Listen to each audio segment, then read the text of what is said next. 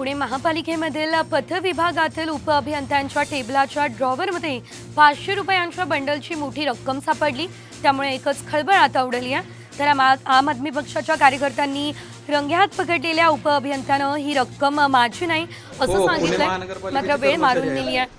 आम आदमी पक्षाचे पिंपरी चिंचवडचे शहर अध्यक्ष रविकांत काळे हे काही कामानिमित्तानं या ठिकाणी गेले आणि त्यावेळेस एका उपअभियंत्याच्या ड्रॉवरमध्ये एक व्यक्ती संशयास्पद काहीतरी ठेवून गेली हे लक्षात आलं आणि हा सगळा प्रकार समोर आला। पोलीस बंदोबस्त पाठवते अधीक्षक अभियंत्याच्या ह्याच्यामध्ये बसतात पुणे महानगरपालिकेचे अधीक्षक अभियंते जे अमर शिंदे साहेब आहेत यांच्या कॅबिनमध्ये हा संबंधित प्रकार झाला होता आणि जवळजवळ 3 लाख रुपये ही अमाऊंट असावी असा आमचा अंदाज आहे।